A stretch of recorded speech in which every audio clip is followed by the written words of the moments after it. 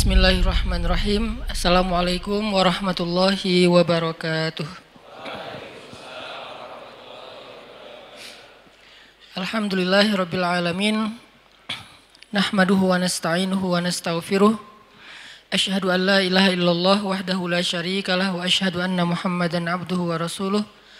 Allahumma shalli wa sallim wa barik ala sayyidina wa habibina wa maulana Muhammadin wa ala alihi wa sahbihi wa man tabi'ahu ila yaumiddin. Radina billahi rabba wa bi Muhammadin nabiyya wa bil islami dina. Rabbi syrah li sadri wa yassir li amri wahlul 'uqdatan min lisani yafqahu qawli. Teman-teman yang setia mengikuti kajian rutin kita Rabu malam, terakhir kali beberapa pekan yang lalu, berapa pekan sih? 2 pekan ya? 2 Rabu yang lalu kita membahas tentang keajaiban doa. Dan waktu itu kita mengangkat kisah Nabi Musa alaihissalam yang disebutkan di dalam surat Al-Qasas. Malam ini kita akan lanjutkan karena waktu itu kalau nggak salah kita baru saja membuka dengan cerita Musa di usia remaja atau Musa di usia muda. Sebagaimana yang kita tahu bahwa kisah para nabi yang paling banyak diangkat oleh Al-Quran di banyak surat dalam jumlah ayat yang panjang-panjang, salah satunya adalah Nabi Musa alaihissalam. Bahkan bisa dibilang mungkin selain Rasulullah SAW, Nabi Musa ini adalah kisah terpanjang di antara kisah-kisah Nabi yang disebutkan di dalam Al-Quran. Bahkan lebih panjang daripada kisah Nabi Ibrahim alaihissalam. Lebih panjang daripada kisah Nabi Adam alaihissalam. Nih nabi-nabi yang kisahnya panjang di Al-Quran. Ibrahim, Adam, Zakaria, Yusuf alaihissalam. Kalau Yusuf dikhususkan di satu surat, tapi kalau Nabi Musa alaihissalam disebutkan di banyak surat. Dengan periode atau episode yang berbeda-beda. Misalnya disebutin di dalam surat Al-Baqarah, itu episode Nabi Musa setelah revolusi. Episode Nabi Musa setelah mengalahkan atau setelah era Fir'aun ketika beliau selamat bersama Bani Israel ke Palestina. Kemudian nanti di dalam surat Toha dikisahkan episode Nabi Musa ketika beliau awal sekali diperintahkan untuk berdakwah. Bisa dibilang kayak wahyu pertama Nabi Musa itu mirip dengan wahyu pertama Nabi Muhammad SAW. Sama-sama mendapatkan wahyu dalam bahasa yang jelas di suatu tempat yang tinggi. Kalau Nabi Muhammad di Jabal Nur, Gua Hira, kalau Nabi Musa di Jabal Tursaina atau di Mesir. Di sebuah lembah namanya Bilwadil Muqaddasati Tua, di sebuah lembah yang bernama Lembah Tua. Kemudian nanti di surat Al-Qasas Allah mengisahkan Nabi Musa episode beliau bayi dan juga episode ketika beliau remaja sampai beliau menikah yang nanti akan kita bahas. Selain di antara 3 surat yang panjang ini mengisahkan Nabi Musa, Allah juga menyelipkan adegan-adegan kecil tentang Nabi Musa di surat-surat yang lain. Misalnya di surat sebutlah Al-Isra, kemudian Al-Anbiya, kemudian surat Maryam, hanya beberapa selipan ayat ataupun hanya beberapa adegan-adegan kecil, tapi yang jelas Nabi Musa ini sering diulang-ulang di dalam Al-Quran. Baik namanya maupun kisahnya. Dan kisah tentang Nabi Musa bukan hanya kisah tentang beliau dan Harun, tapi juga kisah nanti ada adegan penyihir Fir'aun, ada adegan Qarun, ada adegan Masyitah, ada banyak adegan-adegan termasuk Bani Israel, ada adegan Bani Israel versi Samiri, ada adegan Nabi Musa dengan muridnya di Al-Kahfi ketemu dengan guru beliau Khadar atau orang Indonesia nyebutnya Khidir. Banyak sekali kisah Nabi Musa di dalam Al-Quran Yang ini artinya Nabi Musa termasuk salah satu yang paling banyak hikmah yang bisa kita petik sehingga Al-Quran mengisahkannya dalam banyak ayat. Kenapa? Karena Al-Quran bukan buku sejarah. Al-Quran bukan buku cerita. Tapi Al-Quran adalah pelajaran dalam ayat-ayat yang suci. Sehingga kisah-kisah yang diangkat oleh Al-Quran bukan hanya menyuguhkan alur-alur cerita ataupun adegan-adegan yang klimaks. Tapi kisah-kisah yang diangkat oleh Al-Quran, baik yang panjang ataupun yang sekilas saja, pastinya termuat di dalamnya banyak hikmah, banyak pelajaran. Dan sesuatu tidak akan menjadi pelajaran kalau baru sekedar dihafal. Sesuatu tidak disebut pelajaran kalau sekedar kita mendengar lalu menjadi tahu. Dan itu namanya wawasan, tsaqafah. Sesuatu baru disebut menjadi hikmah, menjadi pelajaran ketika dia membentuk rasa. Pelajaran itu dimulai dari membentuk rasa, bukan hanya ketika dihafal atau sekedar diketahui. Itu belum menjadi ilmu. Kalau sekedar dihafal dan diketahui saja, maka orang yang tidak beriman juga bisa melakukannya. Tapi tidak merubah rasa apapun di hati mereka, di dalam perasaan mereka. Sedangkan tujuan Allah mengangkat kisah-kisah di dalam Al-Quran dan Nabi menyampaikannya di dalam sunnah, baik kisah beliau sendiri dalam bentuk adegan-adegan sirah maupun kisah-kisah sebelumnya dalam bentuk hadis-hadis yang panjang. Tujuannya apa? Supaya membentuk rasa di dalam diri kita. Rasa apa? Banyak. Dan semua perasaan ini termasuk di antara tanda-tanda iman. Di antara rasanya misalnya rasa suka dan tidak suka. Like dan dislike atau hate. Apa yang kita suka dan apa yang kita tidak suka itu salah satunya dibangun oleh kisah-kisah Al-Quran. Sehingga kalau kita membaca kisah Nabi Musa lalu menjadi suka, jadi respect dengan kebaikan-kebaikan yang ditirukan oleh Nabi Musa, yang diajarkan oleh Nabi Musa, yang dicontohkan oleh Nabi Musa, berarti kita sudah mengambil pelajaran di situ. Tapi kalau kisah Nabi Musa sekedar kita ingat adegannya, tanggal dan tempatnya, nama-nama orangnya, wawasan statistiknya, maka ini belum tentu menjadi pelajaran. Dan itu juga termasuk kisah-kisah Nabi yang lain yang disebutkan di dalam Al-Quran. Contoh, kalau buat cewek-cewek, kisah Sayyidah Maryam. Yang juga termasuk salah satu kisah paling panjang di Al-Quran. Bahkan sampai menjadi nama Suratul Maryam. Apa rasa yang dibangun lewat kita membaca kisah Maryam? Kalau kita hanya sekedar, oh Maryam itu orang Palestina. Oh Maryam itu anaknya Imran. Oh Maryam itu ibunya Isa. Oh Maryam itu ponakannya Zakaria. Oh ibunya Maryam itu sama ibunya Yahya itu adik kakak. Ini wawasan. Wawasan sejarah, belum menjadi ilmu sejarah. Terus apa yang dimaksud dengan ilmu sejarah? Ketika kisah Maryam itu membangun rasa dalam diri kita. Rasa apa? Minimal kita respect sama Sayyidah Maryam. Sehingga kita pengen wannabe, pengen jadi kayak Maryam buat cewek-cewek. Ah, saya respect banget sama Maryam. Saya kayak ngefans banget sama Sayyidah Maryam. Kalau udah ngefans, kemudian kita pengen jadi seperti Sayyidah Maryam. Dalam beberapa adegan hidup kita, kayak misalnya Maryam ini kan terkenal sebagai perempuan, cewek yang sangat menjaga kehormatan ya. Sepanjang hidup beliau, Allah takdirkan gak punya suami. Bisa dibilang salah satu ikon jomblo fisabilillah.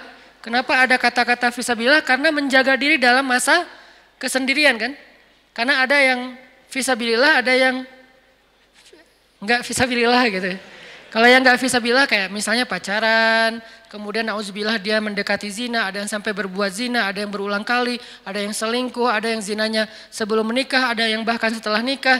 Ini kan enggak fisabilillah ya. Tapi kalau yang fisabilillah dia sih sendiri, single. Mau bilang jom enggak kayak gimana gitu.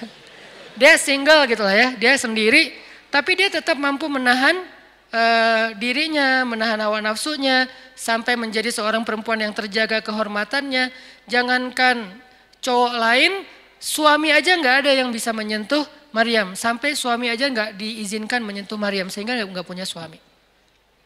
Sehingga dalam kondisi seorang cewek masih masa sendiri, belum punya pasangan, masih ABG, masih remaja, maka Maryam harusnya jadi idola dia banget. Saya pengen jadi kayak Maryam.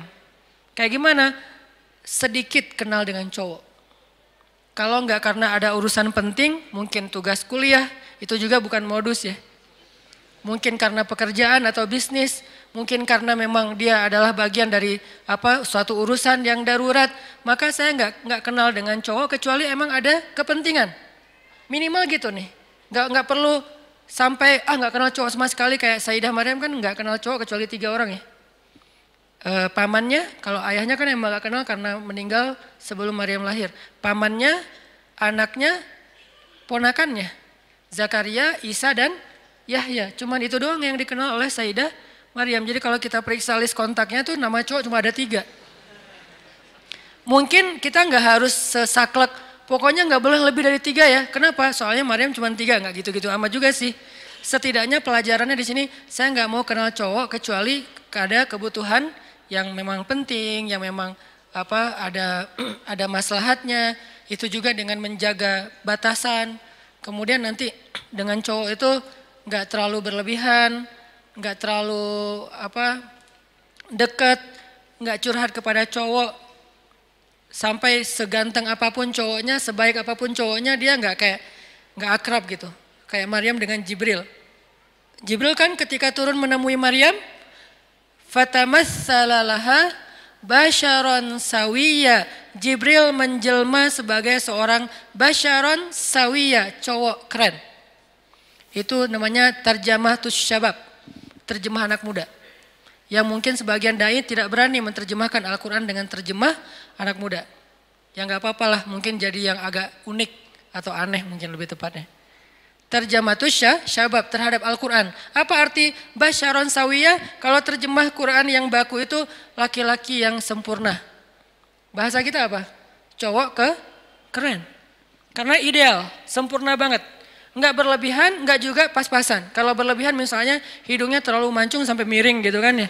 Ini berlebihan. Enggak juga hidungnya terlalu tawadu gitu. Ini Jibril fatamassala laha basyaron sawiyya. Jibril itu jadi cowok keren. Arti cowok keren ideal banget. Hidungnya ideal, matanya ideal, alisnya ideal, rambutnya ideal gitu. Nggak tahu ya, cuman beberapa cerita tentang rambut Nabi Isa, Nabi Muhammad kan rata-rata rambut sepundak ya.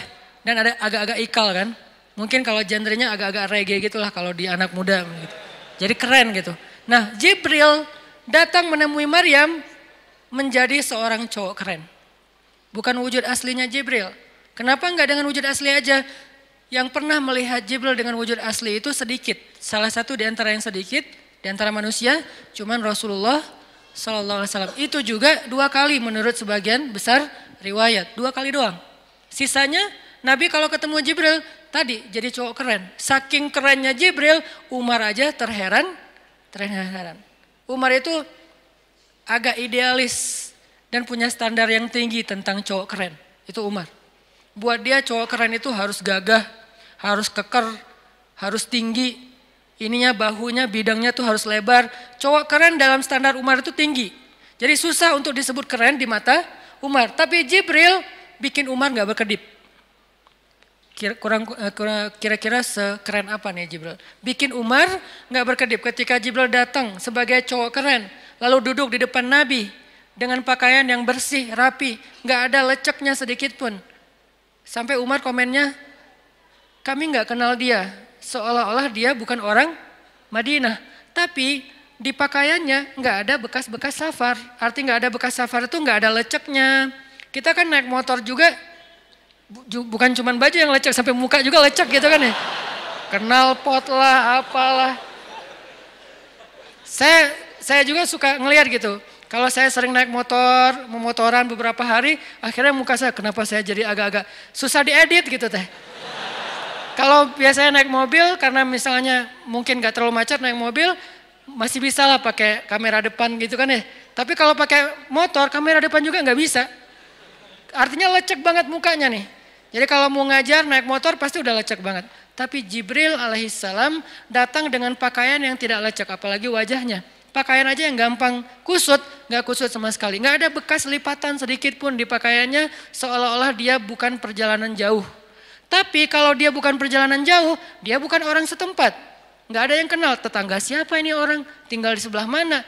Karena nggak ada yang kenal, sehingga sahabat heran. Bukan orang sini, tapi nggak ada bekas-bekas perjalanan jauh, itu kan keren banget. Sehingga Umar dengerin aja, dia tiba-tiba duduk di depan Nabi, menautkan lututnya dengan lutut Nabi, ketemu gitu, ngobrol sama Nabi, wajahnya berseri-seri, dia tersenyum, bertanya kepada Nabi, sebutin apa Islam, sebutin apa iman, sebutin apa ihsan, kapan terjadi kiamat, apa tanda-tanda kiamat. Setiap dia bertanya, dia membenarkan, dia bertanya, dia membenarkan, sampai setelah itu dipeluk Rasulullah oleh laki-laki itu, dia pun pergi. Sahabat masih diam aja, mereka takjub melihat ini cowok keren banget. Nggak tahu di situ ada cewek-cewek atau enggak. Kebayang kalau di zaman sekarang Jibril turun, wah, bisa pingsan. Yusuf aja bisa pingsan, apalagi Jibril. Karena Yusuf gantengnya ganteng-ganteng Nabi. Kalau Jibril ganteng-ganteng malaikat. Kebayang nggak tuh gimana gantengnya? Nah, cowok sekeren Jibril datang ke dalam sebuah mihrab. Maryam lagi sendiri di situ, ABG, usia sekitar 20-an tahun. Artinya anak remaja banget.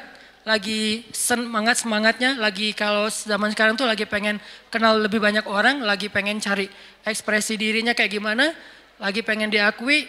Usia 20-an tahun, dia lagi duduk sendiri di sebuah kamar, tempat dia beribadah, tiba-tiba datang cowok keren, kerennya keren malaikat, bukan keren para nabi lagi. Jibril alaihissalam. Dan Allah yang bilang keren. Allah kan juga, kalau standar Allah lebih tinggi lagi dong. Standar Umar aja udah tinggi, apalagi standar Allah. Allah nggak akan bilang keren kalau nggak benar-benar keren. Allah sendiri mengatakan basyaron sawiyan. Laki-laki yang sawiyan itu artinya ideal. Semuanya pas. Nggak ada yang lebih, nggak ada yang kurang. Keritingnya nggak keriting-keriting amat, sampai lalat aja nyasar misalnya. Nggak juga lurus-lurus amat sampai jadi perosotan. Nggak juga. Jadi artinya benar-benar ideal. Sawiyan, pas gitu. Putihnya pas, nggak sampai terlalu putih jadi agak diragukannya cowok apa cewek ya gitu kan ya. Ini pas banget, putihnya putih maco gitu. Tapi nggak terlalu dark juga gitu. Nggak terlalu doff lah. Ini nih cowok paling ideal, nggak bisa dibayangin pastinya. Tapi yang penting Allah bilang ideal berarti udah ideal. Basyaron sawiyan berarti keren banget. Ketika ketemu Maryam sebagai wujud seorang laki-laki cowok yang keren banget, Maryam membuka matanya ngelihat ada cowok di depannya, apa kalimat yang keluar dari lisan Maryam? Spontan, bukan kayak pencitraan ya. Auzubillah, enggak gitu. Ini benar-benar spontan. Auzubirrahman, auzubirrahman. Bahasa lain dari auzubirrahman itu auzubillah. Aku berlindung kepada Allah. Jadi ngelihat cowok sekeren Jibril aja berlindung kepada Allah. Kita belum juga seperti Jibril, bahkan belum seperti Nabi Muhammad, belum seperti Nabi Yusuf. Biasa banget lah, udah nggak ada perlindungan gitu. Udah hilang semua perlindungan. Ini artinya berarti kalau kita membaca kisah Maryam dan mau mengambil pelajaran, bangun rasa itu. Rasa apa? Rasa pertama ngefans sama Maryam kalau buat cewek nih. Kedua pengen jadi seperti Maryam. Ketiga mulai tertarik dengan kebaikan-kebaikan yang dilakukan Maryam, kayak misalnya ahli zikir, senang itikaf, menjaga pandangan, menjaga ucapan, menjaga hubungan interaksi dengan lawan jenis. Ini berarti kisah Maryam udah jadi ilmu buat kita karena udah membangun rasa. Tapi kalau kisah Maryam kita cuma hafal surat Ali Imran, kita hafal surat Maryam, kita hafal surat-surat tentang kisah Sayyidah Maryam di tempat yang lain, berarti kita belum menjadikan itu sebagai ilmu, baru sekedar menjadi wawasan. Makanya teman-teman, kalau kita mau mengambil ilmu atau hikmah dari kisah para solihin yang ada di dalam Al-Quran, cobalah jadikan apa yang kita baca, apa yang kita dengar, apa yang kita renungkan dari kisah-kisah itu menjadi rasa di dalam hati. Udah berasa belum? Rasa apa Ustadz? Tadi.